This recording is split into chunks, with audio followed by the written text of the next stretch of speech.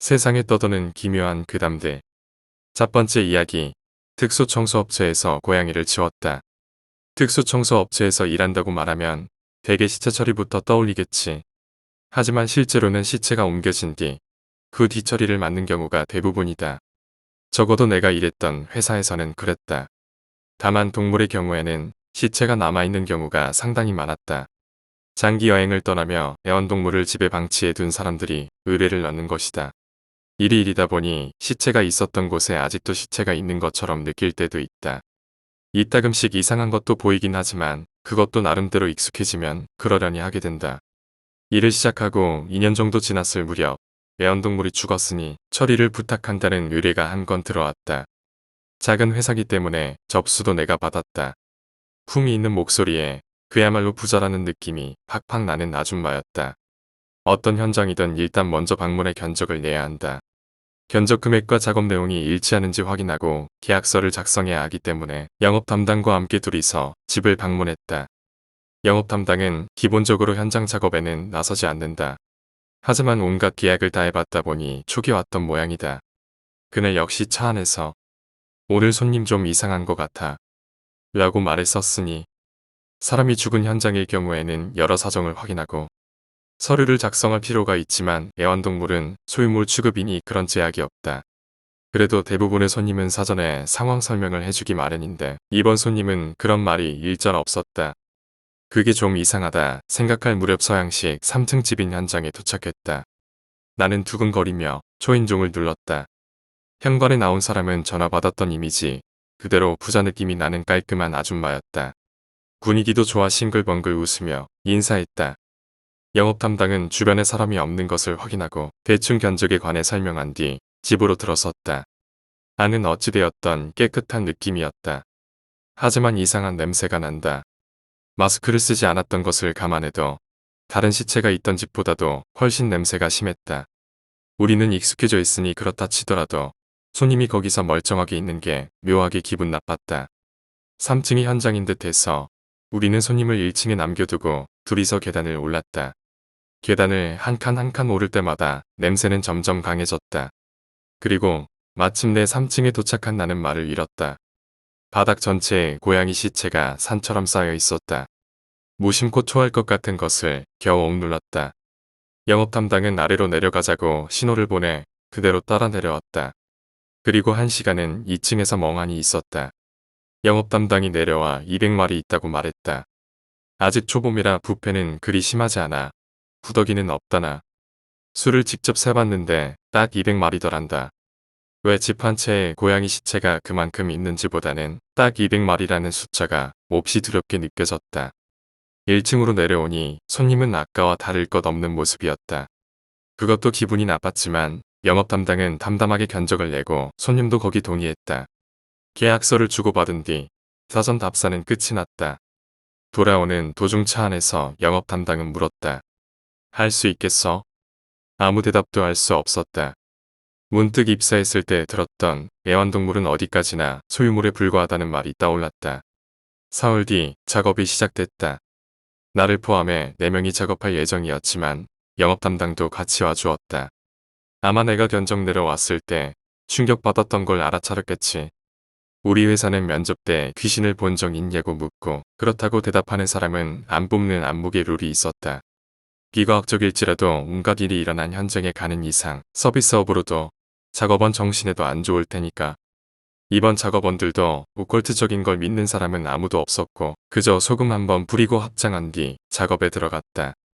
1층에서 마스크와 고글을 쓰고 고무장갑과 방호복까지 갖춘 후 5명이서 3층에 올라 작업을 시작했다. 주변 거주자를 배려해 시체는 봉투에 한번 넣고 박스에 옮겨 트럭에 싣는다. 그 후에는 그대로 매립한다. 불법은 아니니까. 담담하게 고양이 시체를 봉투에 4마리 넣고 박스로 옮긴다. 그걸 몇 시간 동안 계속한 끝에 전부 트럭에 실었다. 다른 작업원들은 트럭을 타고 처리하러 가고 영업 담당과 나는 둘이서 냄새 제거와 방 청소를 했다. 오후부터 작업을 시작했기에 청소가 끝나고 나니 저녁 6시가 지난 후였다. 청소용품을 가방에 담고 최종 확인을 위해 손님인 아줌마를 3층으로 불렀다. 아줌마는 변함없이 싱글벙글 웃으며 확인을 끝냈다. 영업 담당은 현금을 그 자리에서 받고 영수증을 건넸다. 그 후에도 이야기는 이어졌다. 나는 어찌되었든 거기 더 머물고 싶지 않아 가방을 가지고 계단을 내려왔다. 5분도 지나지 않아 영업 담당이 돌아왔다. 인사는 안 해도 되나요? 하고 물었지만 영업 담당은 그대로 조수석에 올랐다. 그대로 아무 말 없이 차를 달려 회사 앞 편의점까지 갔다. 커피 마시겠냐는 영업 담당의 제의를 거절하자 영업 담당은 말해주었다. 내가 아래로 내려간 후 아줌마는 이런저런 이야기를 꺼냈다고 한다. 고양이를 좋아한다느니 가족은 아무도 없어 가족 대신 고양이를 기른다느니 슬슬 이야기를 마치고 가려는데 아줌마가 말하더란다. 다음번에도 잘 부탁해요. 싱글벙글 웃으면서 감이 큰 영업 담당도 소름이 끼쳐 아무 말 없이 빠져나왔단다. 좁은 밤 추위 때문인지 영업 담당의 손이 조금 떨리는 게 보였다. 그날은 그대로 회사로 돌아온 뒤 퇴근했다. 다음날 영업 담당한테 요새 귀신 보거나 하지 않아? 라는 질문을 받았다. 무슨 뜻인가 생각하고 있었는데 담당으로 들어있던 안건이 모두 끝나고 사장에게 의사를 전해왔다. 회사 측 사정으로 인한 퇴직이었기에 퇴직금은 물론이고 적자는 돈도 추가로 받았다. 그 회사에서는 5년가량 일했고 고양이 시체를 볼 무렵에는 정신적으로 한계가 오고 있었다. 일이 좀 줄어들면 잦은 퇴사할 생각이었기에 오히려 내 쪽에서 고마운 일이었다. 이상한 일이 잦은 특수 청소 업무 중에서도 가장 무서웠던 일이었다. 두 번째 이야기, 아르바이트. 몇 년 전 이야기다. 여름방학 때 할 아르바이트를 친구랑 수소문하고 있었다. 그러던 와중 어느 구인지에 오두막을 하루 관리해 주실 분을 찾습니다. 라는 광고를 보았다. 일당 2만엔. 곧바로 전화하니 마감되었습니다라는 대답이 돌아왔다. 아쉬웠지만 마음을 접었다. 그런데 다음 주 구인지에 또 그 광고가 실려있는 게 아닌가. 재빨리 전화해서 이번에는 패밀리 레스토랑에서 면접까지 받았다. 아르바이트비는 오두막에서 하루 지낸 뒤 다음날 아침 받는다고 했다. 우리는 바로 오케이하고 오두막까지 가는 길 지도를 받아왔다. 그리고 아르바이트 첫날이 밝았다. 뜻밖에도 시가지에서 가까운 곳이었다. 사유지 산속, 숲 가운데 오두막이 있었다. 사유지이므로 무단 진입 금지라는 표지판이 붙어있는 철조망 앞에 초로의 남자가 서 있었다. 아르바이트 하기로 한 A군과 B군이지.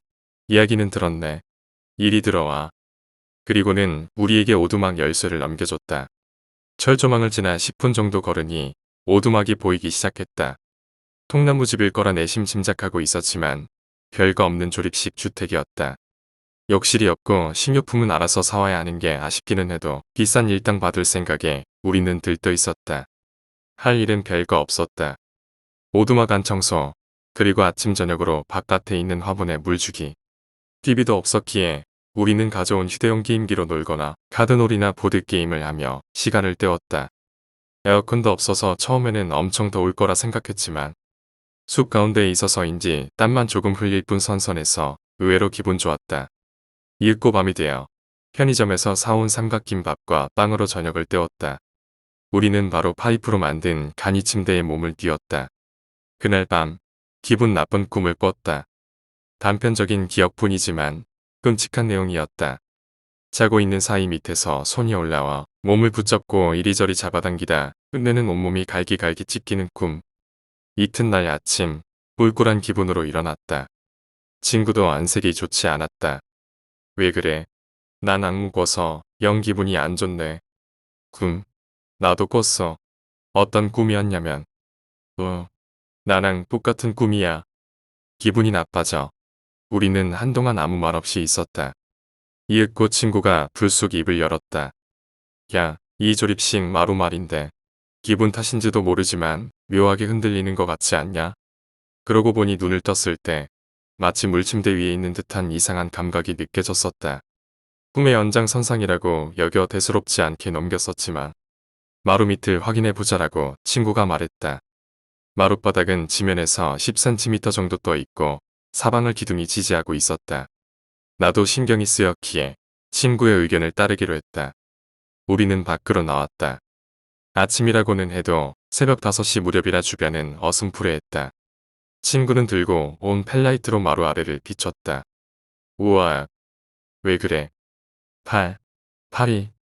으아. 마루 밑에는 창백한 잘린 팔이 무수히 흩어져 있었다. 하지만 팔의 절단면을 본 순간 마네킹의 팔이라는 건 금세 알 수 있었다. 다만 이상한 것이 모든 마네킹 팔에 폴라로이드로 찍은 여자 사진이 붙어 있었다. 매직으로 이름도 쓰여 있었고 전부 50개 가까이 있던 것 같다. 마네킹인 것은 직접 만져서 확실히 확인했었다. 뭐야, 이거 정상은 아닌데 얘 때려칠까? 바보야, 일단 돈은 받아야지. 다른 말 하려고 하면 그때 도망치자. 차마 다시 오두막으로 들어갈 엄두가 안 나. 우리는 밖에 멍하니 서 있었다.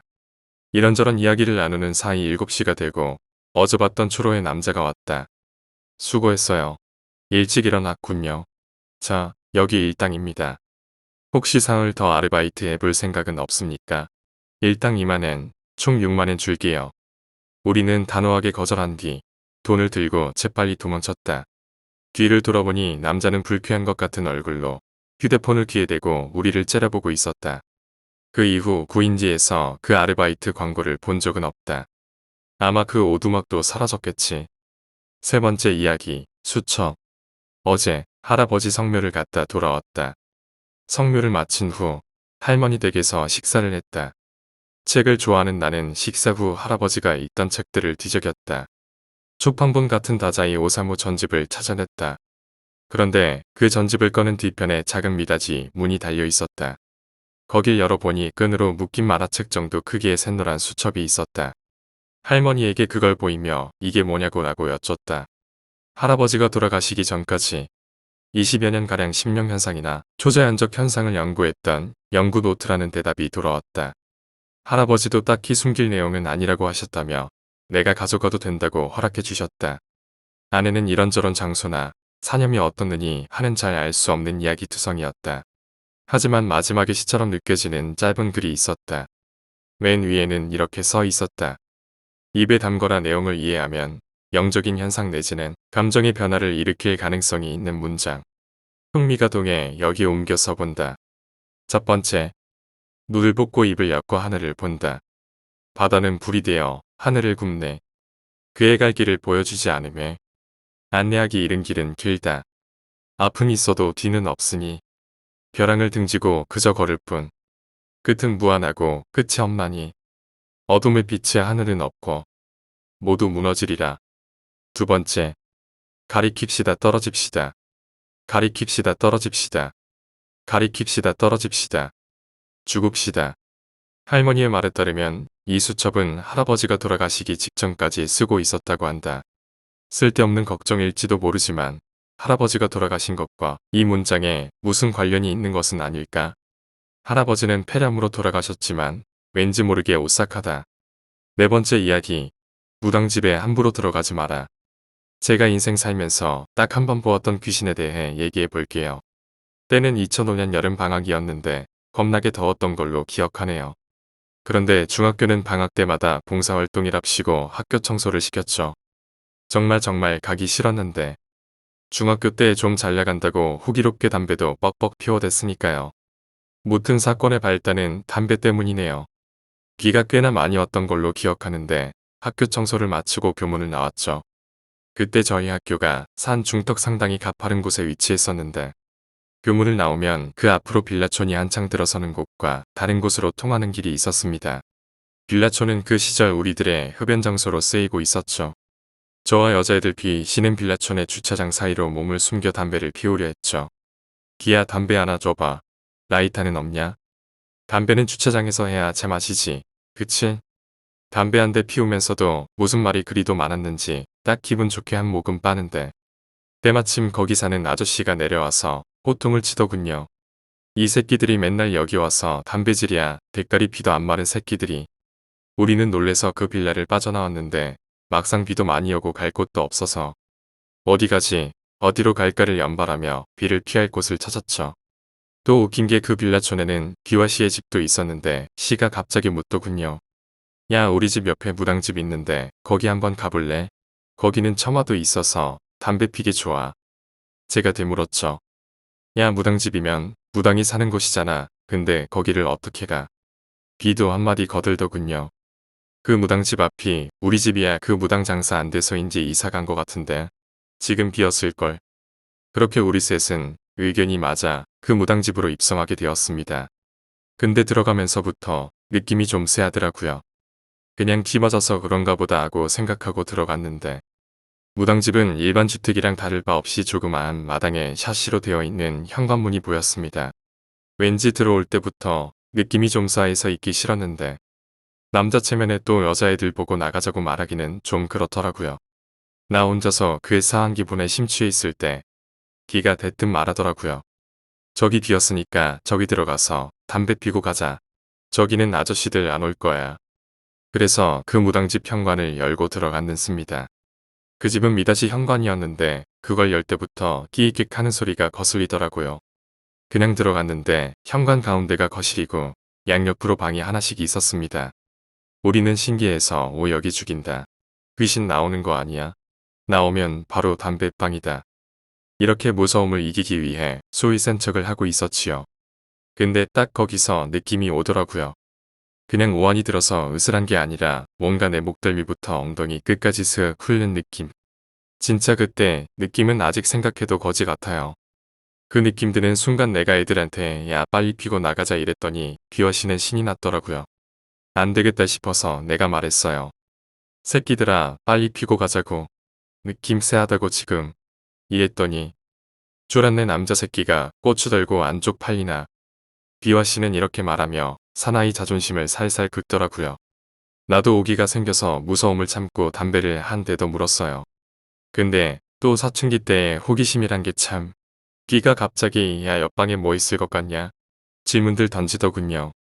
또 그게 우리냐 있어봐야 뭐 있겠나 어차피 빈집인데 먼지랑 바퀴벌레나 기어댕기겠지 이런 말을 주고받으며 문을 누가 열지 정하고 있었습니다.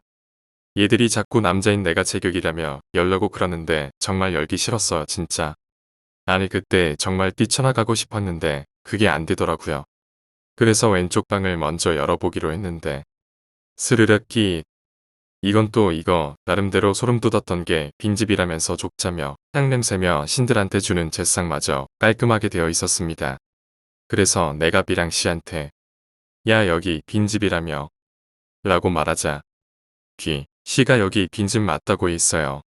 근데 왜 이렇게 깔끔한 건데 진짜 그때 너무 무서웠습니다. 그래서 난 애들 설득해서 야 그냥 나가자. 이거 봤음 다 본 거니까 나가자라고 했어요. 빨리 비 더 오기 전에 할머니 집 가서 자고 싶다라고 말했지요. 근데 또 이왕성한 호기심이 어디 가지 않은 비가 옆방도 마저 열어보자고 이러더라고요. 근데 진짜 그 옆방에 손도 대기 싫었습니다. 정말로 진짜.